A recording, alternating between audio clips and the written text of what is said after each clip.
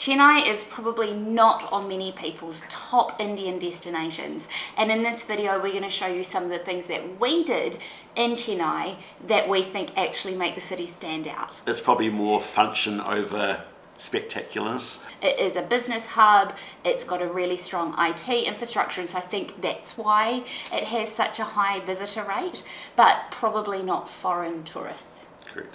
So if you don't know already, the reason why we chose to go to Chennai was we were going to ship a New Zealand registered camper van from New Zealand to Chennai to start our Indian adventure, and we were going to go around India, come back to Chennai and then export it.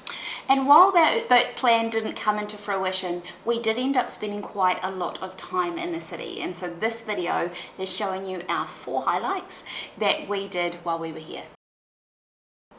Right, so one of the things we really love to do when we go to a new city are free walking tours, and yeah, Chennai was no different. So this walking tour really focused on the Mahabalipuram area, which is one of the older parts of the city of Chennai. The older name of the city was Madras, and we are used to going on walking tours. We end up with people from different parts of the world, and they're all here for different reasons. This one was different in the fact that it was just us and the tour guide, and when Daryl says it's a free walking tour, it is free, but you tip based on the value that you found in the tour. So it's not completely free, you're still expected to pay something. One of the things about this tour that we did is our guide was really lovely, and the thing that I didn't really understand enough in the booking is it really was very temples and religion focused, which was quite handy for us to get a sense of the different layers of culture and religion in Tamil Nadu in the south of India where we were. But we're not too overly religious. At the first spot, our guide said, "Are you spiritual?" And Daryl and I were both like, "No." And I think that wasn't quite what she was expecting. But we still, as I said, did learn stuff, and it's definitely, as Daryl was saying, a good way to get a sense of the history and the culture and the lay of the land. So we had quite a lot of questions answered. Yeah, and another reason why we love doing it is we like to interact with the locals, and she was a really lovely young woman.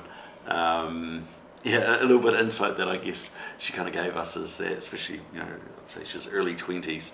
It was really interesting. She had all this knowledge of all these religions that she took us to, but then she also, there was one moment she said, you know, it is the 21st century. It's like, you know... this is what our grandparents believed. Yeah, you know? yeah. So I guess she was of the more modern mindset that was probably coming into India now. And then within, like, maybe the next stop, she was talking about horoscopes and how she'd had her horoscope done. So, you know, both can be true. Yes.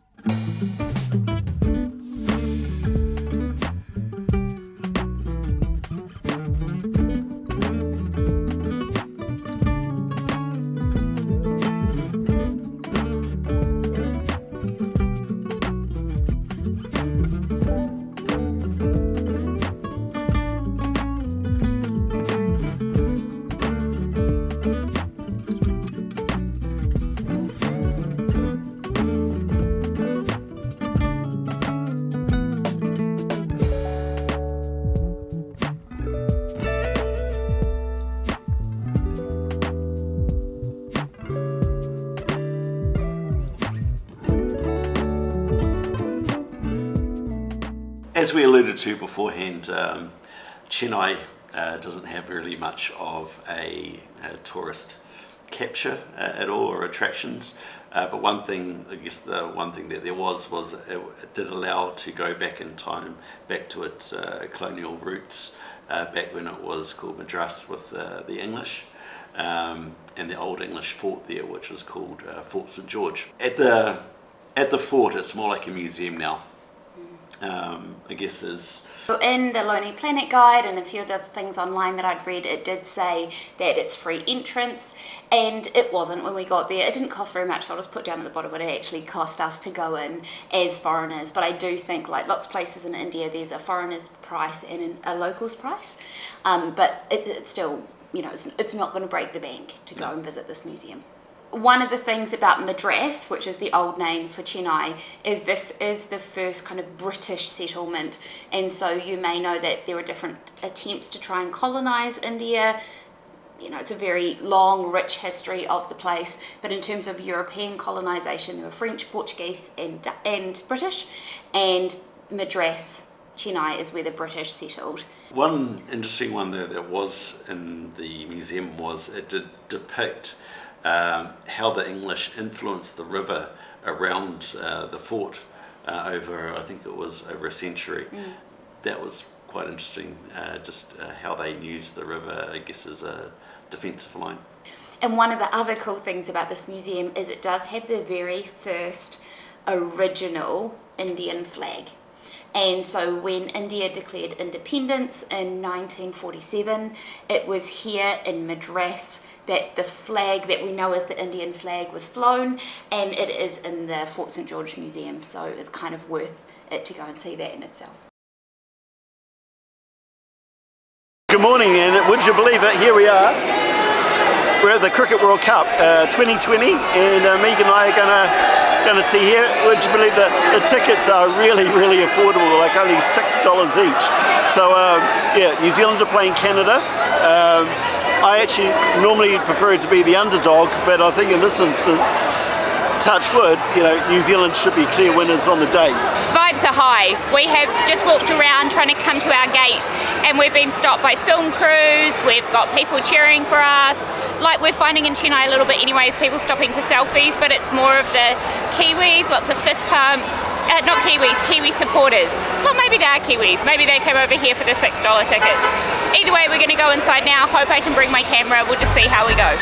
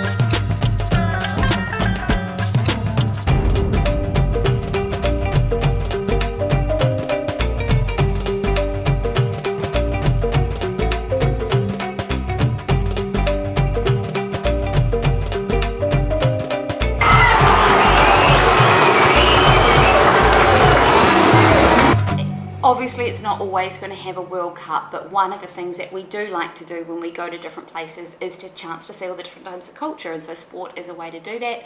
And we've gone to sports games all over the world, different sports, but cricket in India was so fun. I don't like sports, and I had a wonderful time. It was such a positive vibe. There was just kind of dancing and drumming and spectacle, and cricket in itself was a bit more fun than I expected. I think it's also helped for Megan as well. 2020, of those who aren't aware of the format in cricket, is the most shortest form. Yeah. So it wasn't long and boring. Yeah, it was probably only about 3 hours of our day. Yeah. And what was really cool about that, and we've had this in other sports games we've gone to in different countries as well, is we start talking to the people around us, and so we made a few friends, a few Instagram friends now, and people that we had hoped to have gone and visited in different places on our travels. Good morning. Today is our final day here in India, and we are doing the one thing that everyone has told us we must do when we're in Chennai, and that is go to Mahabalipuram. It is the thing I've wanted to do for ages. A friend of mine in New Zealand told me about it, and the moment she mentioned it and looked it up, and I was like, yes, got to go there. The irony that we're doing it on our last day in India is not lost on me. But the reason I wanted to jump on here now is not just to introduce that this is our fourth major thing that we're doing here in Chennai, but also how we're doing it, and we're trying out something. So we have no van, long van story, I'm sure we've explained it, but we did look into how to get from Chennai to Mahabalipuram. So it's about 50 kilometers away, about 2 hours travel away, and we were looking at different options. One of them is that we do a tour and that we get a driver like we've done in other parts of India, and that was going to cost us about $100 to $120 New Zealand each to have a driver to take us around, take us from here to down to Mahabalipuram and around the different spots. We had decided, look, if that's what we need to do, that's what we need to do. We had thought we'd arrange something with our hotel where the wonderful woman here had her brother going to pick us up and take us. He didn't turn up on the day he was supposed to, but that was going to cost us 7,000 rupees, which is about $140 return, and that would have been just driving.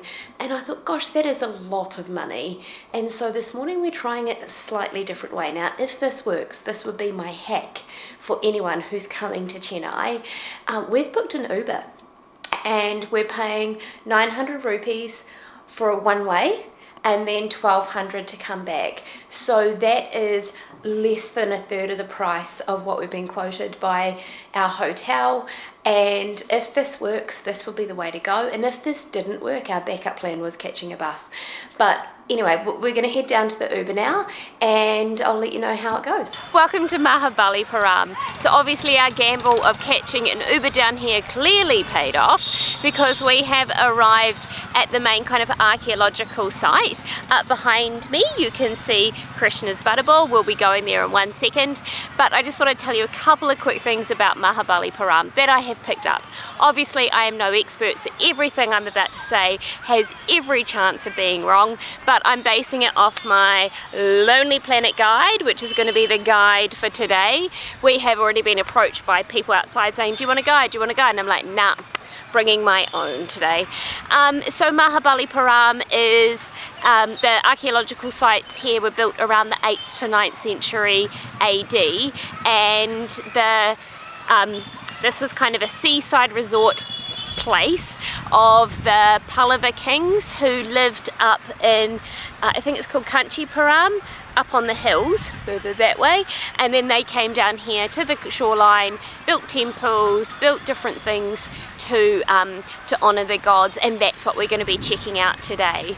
None of these temples I think are working anymore, so they are just kind of archaeological sites. To get in here today as foreigners cost us 600 rupees each, which is a combined ticket for all of the places. So if we think about some of the other places we've been in India, we paid 600 rupee or so per site. Today's one is pretty damn cost effective.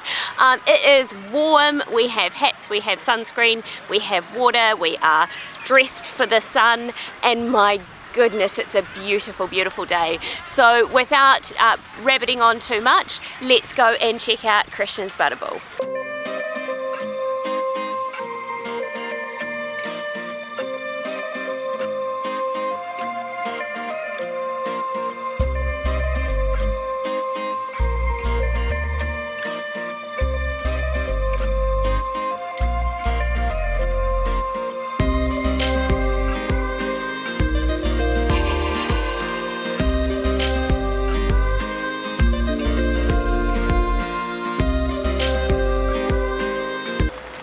It does have some kind of resemblance to Egyptian kind of stuff in a sense.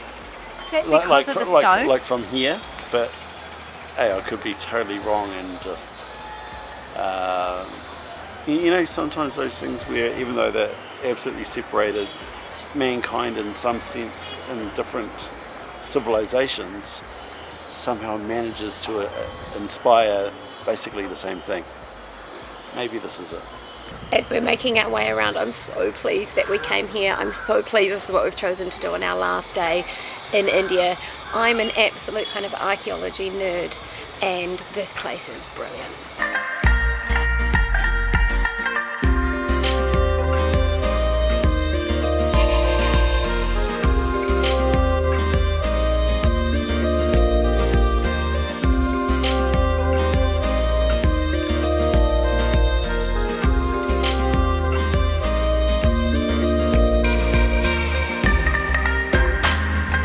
It is just on 1:45. It is hot.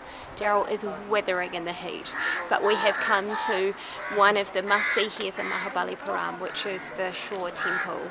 It is right up close to the beach, so just after this we're going to be heading out for a cold drink and maybe a dip in the Bay of Bengal. We'll have to see, but this spot is definitely worth coming to, and it's part of your integrated ticket as well.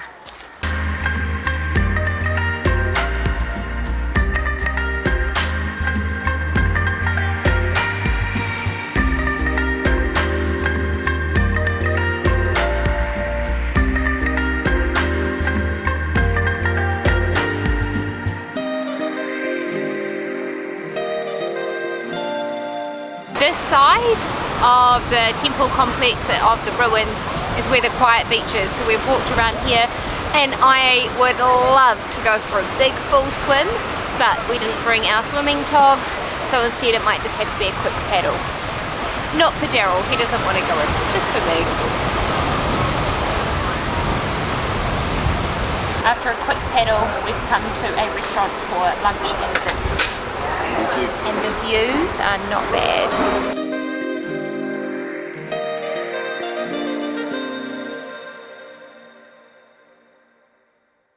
So Chennai, worth a visit? Honestly, that's up to you. I think if you've got a reason to go here, our video hopefully will give you some of the things that you can do while you're here. A couple of things I just want to say about Chennai. Incredibly wonderful people. We had so many people who were just so positive. There are people who'd stop us to take our photos and want to have a chat. I think being Westerners in Chennai is quite unusual. We didn't see a lot of other tourists compared to other parts of India, and the people were just so generous and kind and helpful. Yeah, safety wise as well, never an issue. We got very familiar with it quite quickly. And it is like India, other parts of India, it's a bit chaotic, but you just figure out the flow. There's a logic and a flow, and then you can handle the traffic, you can deal with the catching the Ubers and the autos and things like that. It's pretty easy. It has some stuff to do. Do not stay there for 3 weeks. I do not recommend that, but it's definitely worth as a jumping off point to come in and maybe figure out where else you want to go down in Tamil Nadu or further around into Kerala. And it's a good start place. Flying in and out, super easy.